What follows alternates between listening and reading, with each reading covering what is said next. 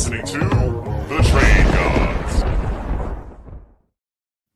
We are the Trade Gods. Chev, Josh Downs, all the gold, like DuckTales. He's going to profit for us in 2025. First trade off the rip, Jaylen Waddle for Josh Downs and a 26 round 2 pick. It's 2 quarterback. There's no QBs exchanged here. Projecting out 26 round 2 QBs, a fraud exercise at the moment. 12 teams, start 10, a little bit deeper on the rosters. PPR 1 tight end premium. Again, we're not projecting the tight ends yet for round 2 of next year. Which side do you like? Easy peasy here. I have a brand, and it is never Jaylen Waddle. Not even if there was a fire. Not even if I were on fire and Jaylen Waddle were standing there with the Bentonville Fire Department willing to put me out. So I'm firmly on the Josh Downs side. Getting a 2 on top of that is the icing on the cake for me. No questions asked. I am on the Josh Downs side. I read the reception perception. Okay. And when I read it, I felt a single tear just roll down my cheek. And I was like, I knew it. He's the prince who was promised in the Colts passing game. And so for me, it's Josh Downs. He's in line. Just stay with me for a second. I don't want to take up too much of your time here. Listeners, fellow sickos who are watching this in June. Let's just imagine that the Colts don't have the worst quarterback play in the history of the NFL for 1 second. And what that means for a guy who managed to average 13 points a game in that worst passing game ever environment. So Josh Downs for me, easy smash. I'm out on Jaylen Waddle. You can have Jaylen Waddle. Have fun with it. So Downs last year, 107 targets in 14 games. That's 129 target pace over 17, projecting health. Downs was 6th in target rate, 8th in slot snaps, 5th in route win rate.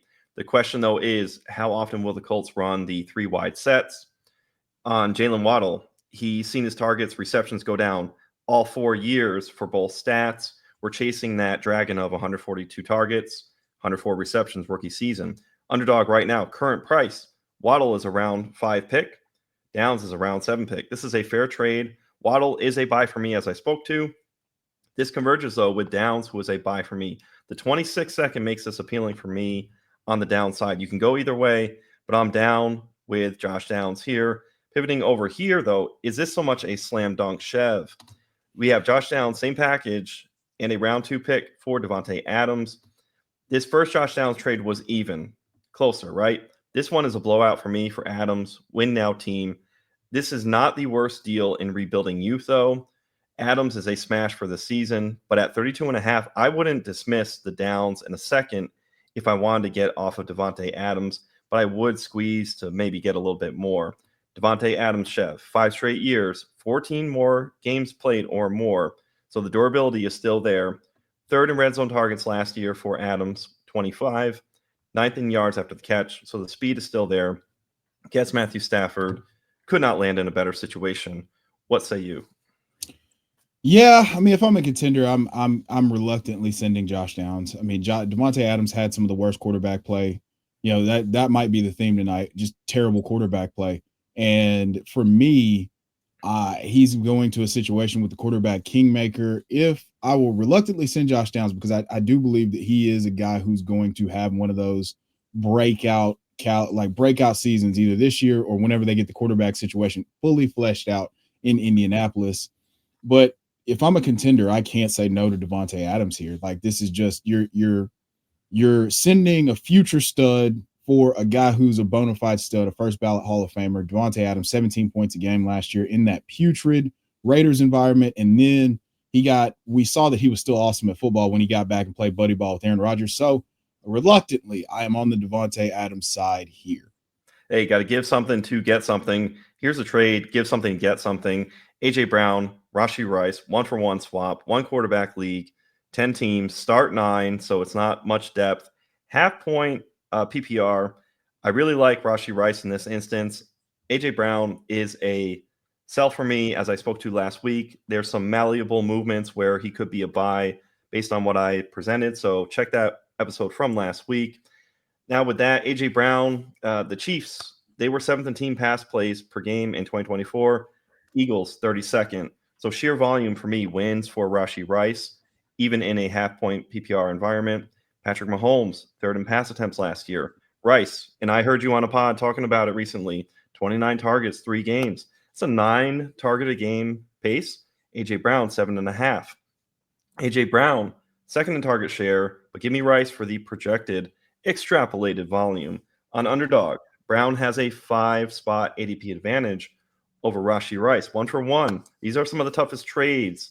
Chev, which side do you land on? This is like asking me if I have a favorite kid. I've been on the Rashee Rice train. I went and did an even deeper dive because he was one of my bring home the bacon players on my podcast going into 2024. And so you go back through his last 14 games, and that pace, I believe, comes out to 123 targets. This is so week 11 of his rookie year through the Super Bowl, through the first 3 games of 2024.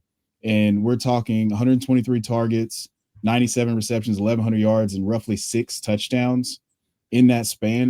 That would have been, if you're including 2023 and 2024, good for about pacing out for 275.6 full PPR points over that span. Those are wide receiver 1 numbers, and I think Rashee Rice is the designated easy button. So I would have to take Rashee Rice in the volume, 9 targets a game. He's Patrick Mahomes' easy button. They trust him, and he has alignment versatility. The way that he's used now is a fantasy dream. He's the Julian Edelman. He's the easy button. He's the check down guy. He's got a low ADOT, and he led the league in yards after catch. So give me Rashee Rice here. And it feels terrible to say that because AJ Brown is such a bona fide stud, 16.7 points a game last year, but I have to be on the Rashee Rice side here. And that's where, to my sell last week, you get in these situations where you think, hey, press the easy button. It's AJ Brown for a fact. And then you get juxtaposed with, hey, it's Rashee Rice 1 for 1. And then you're like, ooh, I'm not so sure that I can just smash the button for AJ Brown. So these are the juxtapositions that we are thrown in. And that's kind of where I have my reluctance in holding on to him, peering into some sells for AJ Brown. So there's different players 1 for 1. Those are tough trades. I actually love 1 for 1 trades. I feel like if you're willing to float those out there, more people will bite than you realize. But not many people want to aggress and send and push that 1 for 1 deal out. So go send some 1 for 1 deals out, especially if you're convicted. If you're convicted on Rashee Rice and you have AJ Brown, do the swap and see how many people bite. Because right now, ADP Brown has the edge on Rashee Rice on Underdog. So current market has some of that psychology in there. Next trade. Before we move on, I would just like to throw a PSA out there. Yep. Whatever you do, no matter what you do, never send a screenshot of a trade calculator to prove your point. Please. Please. Okay, we can move on. Absolutely. That and for the guy who's standing in Home Depot listening to this podcast right now, that was for you, bud. Okay. Lock in. Next up, Cedric Tillman, Garrett Wilson for George Kittle and Ken Walker. This is a super flex, no quarterbacks crossing over, 12 teams, start 10. So there's some depth to these rosters. Half point PPR. Chev, what side do you like? Oh, this is tough, man. This is really tough because Garrett Wilson and Cedric Tillman are 2 of my guys, and George Kittle might be the single most underrated and efficient player in all of fantasy.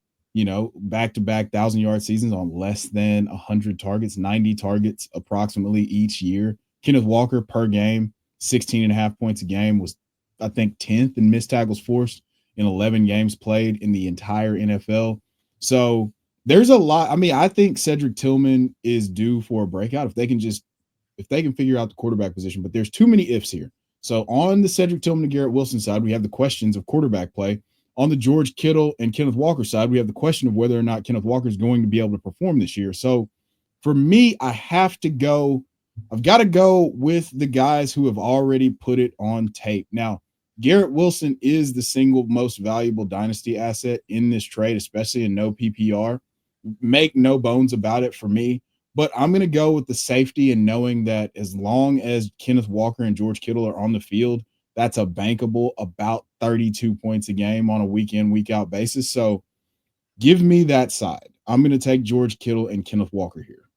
What I'm going to do is I'm going to go with the Tillman Wilson side. Garrett Wilson, 101 receptions last year. This is a strength for strength. Do you want the 101 receptions that Garrett Wilson had, or do you want that safety of tight end 6 and fantasy points per game or better for George Kittle in the last 7 seasons at the tight end position? Kittle, first in explosive rate last year for tight ends. Cedric Tillman, though, week 7 through 9, wide receiver 10, 3, 12. What I would do is I would leverage and push against on the opposite side of this trade after I get Tillman and Wilson. If I'm pressing against the rest of my other managers in my league, I'm assuming that this person does not have Zach Charbonnet. I'm going to press for Zach Charbonnet. So I'm actually gathering a 3 for 2. Granted, you have to give something to that second fantasy manager, but I'm going to leverage and push against that Ken Walker. Played 11 games last year, Ken Walker, 3.8 yards per carry.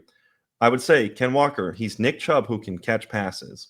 And I love Nick Chubb, his profile, and I love Ken Walker. 46 receptions in just 11 games last year for Walker. But I'm going to go Wilson, Tillman, and push leverage, a secondary move based off of that, and press against, try and gain advantage over dealing Walker away to get Charbonnet. Now, if you need some questions and answers on how to handle things in Dynasty beyond just our shows here, the Podfather has something for you.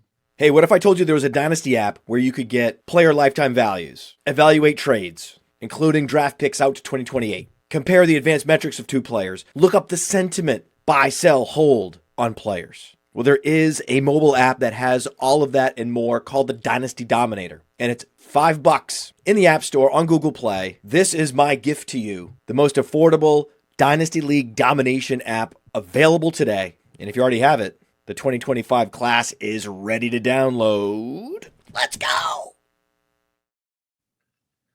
So there we have it. Now, next trade up, Tajay Spears and the 25-309 for Davante Adams. We are highly in on Davante Adams. This is super flex, 12-team start 10, half PPR, 0.5 tight end premium. It's really a Spears for Adams and a throw-in pick at this point.